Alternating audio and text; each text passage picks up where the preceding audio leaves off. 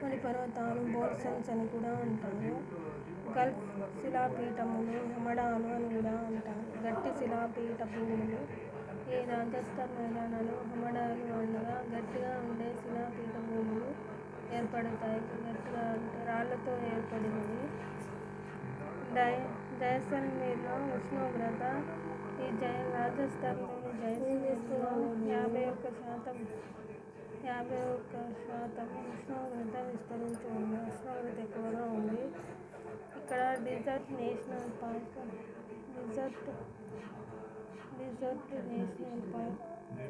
ఏర్పడి ఉంది. National park అంటే ఈ నేషనల్ పార్క్ వృక్షాల రూపంలో ఏర్పడే శిలలు విస్తరించి ఉన్నాయి. థార్ ఎడారి అయిపోయిన తర్వాత గంగా మైదానాలండి. గంగా మైదానాలు దాని ఉపనదులు. గంగా మైదానాలు అంటే ఇక్కడ నుంచి ఇక్కడ వరకు మొత్తమే గంగా మైదానాలు విస్తరించి ఉన్నాయి. ఈ గంగా మైదానాలు ఉపనదులు మొత్తం ఇక్కడ ఉపనదులు దాని ఉపనదులు ఇక్కడ విస్తరించి ఉన్నాయి. యమునా తీస్తా నది ఇక్కడ యమునా నది ఇక్కడ నుంచి తీస్తా నదులు మధ్యలో గంగా నది ఏర్పడి ఉంది. యమునా నది తీస్తా నది మధ్యలో గంగా నది ఏర్పడి ఉంది. 1400 మీటర్ల పొడవు. ఇది 1400 మీటర్ల పొడవు, 300 వెడల్పు ఏర్పడి ఉంది. 1400 మీటర్ల పొడవు, వెడల్పు 300 మీటర్లు ఉంది. పొడవు 1400 మీటర్లు ఉంది. 40% ఉత్తరప్రదేశ్లో ఉంది. ఇది ఉత్తరప్రదేశ్లో ఎక్కువగా విస్తరించి ఉంది. ఇది నైరుతి నుండి ఆగ్నేయానికి వాలుకల్లి ఉంటుంది. నైరుతి నుండి ఆగ్నేయానికి వాలుకల్లి ఉంటుంది. సహరాన్పూర్లో గంగా నది అనేది సహరాన్పూర్లో 276లో విస్తరించి ఉంది. ఆగ్రాలో 169 విస్తరించి ఉంది. అలహాబాద్లో 98 విస్తరించి ఉంది. పాట్నాలో 53 విస్తరించింది. కోల్కతాలో 6 మీటర్ల సెంటీగ్రేడ్ విస్తరించి ఉంది. గంగా మైదానాలను తిరిగి 3 ఉపవిభాగాలుగా విభజిస్తారు. ఎగువ గంగా, మధ్య గంగా, దిగువ గంగా. 3 రకాలుగా ఎగువ గంగా, దిగువ గంగా, మధ్య గంగా, దిగువ గంగా 3 రకాలుగా విభజిస్తారు. గంగా యమున అంతర్వేది రోహిల్ ఖండ్ మైదానాలు.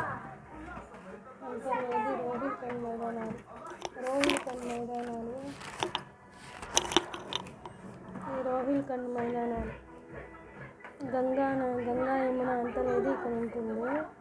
గంగా నది అంతర్వేదిలో ఈ రోహిల్ ఖండ్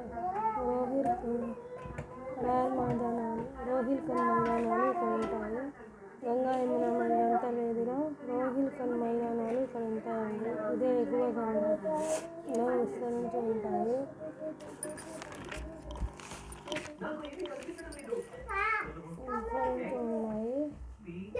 అక్కడ శివాలిక్ తర్వాత రోహిల్ ఖండ్ మైదానాలు మీరట్ పట్టణం ప్రధానంగా ఉన్నాయండి.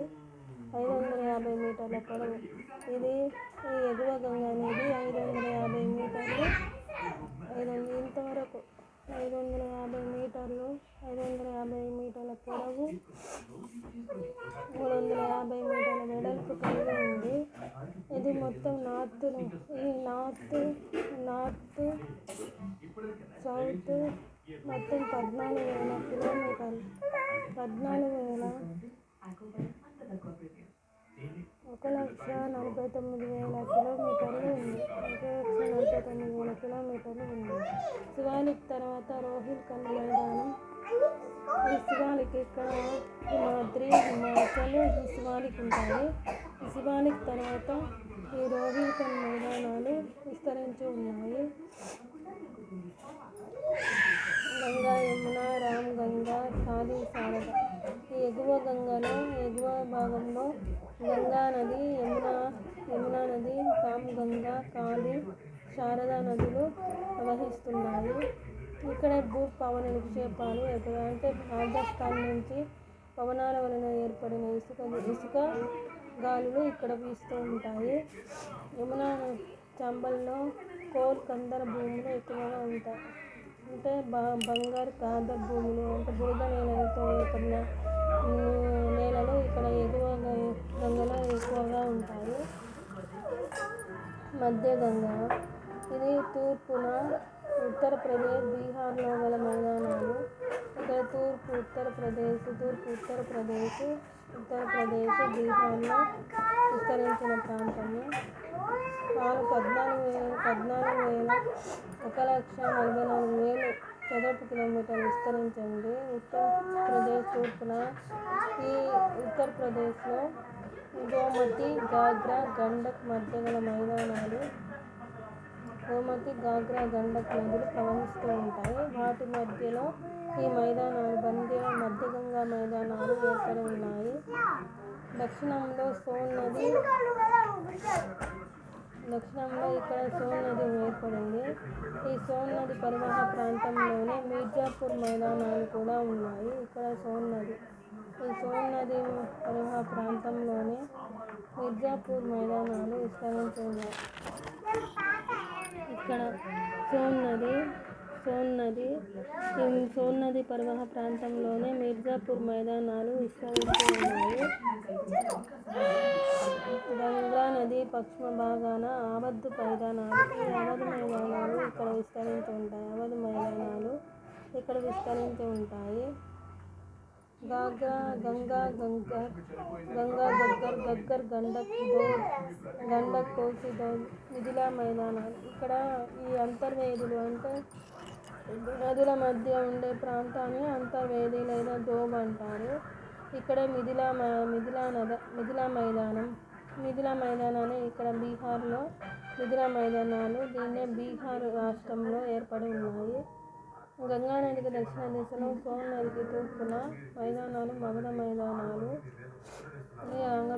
గంగా నదికి తూర్పున దక్షిణ దిశలో, సోన్ నదికి తూర్పున మగధ మైదానాలు బీహార్. ఇక్కడ గంగా మైదానాలు, మగధ మైదానాలు విస్తరించి ఉన్నాయి సోన్ నది దగ్గర. తర్వాత దిగువ గంగా మైదానాలు. పాట్నా నుండి డార్జిలింగ్ పర్వతాలు దిగువ భాగాన బూరి, గండక్, కోసి నదుల ప్రాంతం ఉంది. ఇక్కడ పాట్నా ఇది మూడవది. ఇది ఎగువ గంగా, మధ్య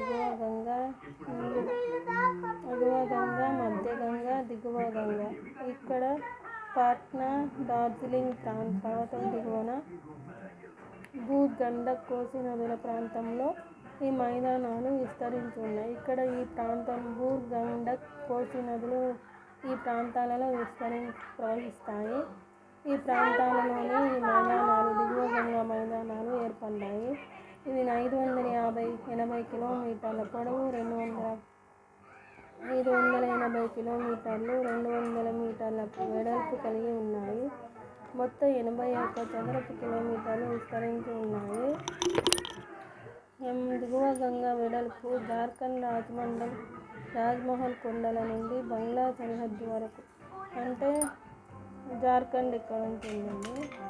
ఇక్కడ నుంచి బంగ్లాదేశ్ వరకు, ఈ బంగ్లాదేశ్ వరకు 16 కిలోమీటర్లు విస్తరించి ఉంది. దిగువ గంగా 16 కిలోమీటర్లు విస్తరించి ఉంది. బీహార్లోని పూర్ణిమా జిల్లా నుండి పశ్చిమ బెంగాల్ పర్వత ప్రాంత డార్జిలింగ్ జిల్లా బంగ్లాదేశ్లోని కొంత భాగం విస్తరించి ఈ పర్వత ప్రాంతం అన్నమాట. ఈ డార్జిలింగ్ తప్ప మిగతా అన్ని ప్రాంతాలు ఈ దిగువ గంగా మైదానంలో విస్తరించి ఉన్నాయి.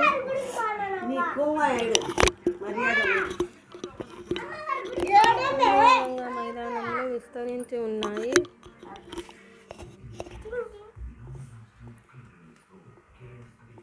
ఇక్కడే రార్ మైదానాలు. కోల్కతా ప్రధాన నగరం. ఇక్కడే కోల్కతా ప్రధాన నగరంగా విస్తరించి ఉంది. రార్ మైదానం. చోటా నాగ్పూర్. ఇక్కడ చోటా చోటా నాగ్పూర్, మయూరాక్షి చిన్న చిన్న నదులు. ఈ దిగువ గంగా మైదానంలోనే చోటా నాగ్పూర్ ప్రాంతంలో మయూరాక్షి, అజయ్, దామోదర్, కసాయి నదులు విస్తరించి ఉన్నాయి. ఇక్కడ మడ అడవులతో కూడిన చిట్టడి ప్రాంతం ఉంది. సుందర్బన్ డెల్టాలు కూడా డెల్టా అంటే నదులతో ఏర్పడిన మట్టితో ఇవి కొండలుగా ఏర్పడి ఉంటాయి.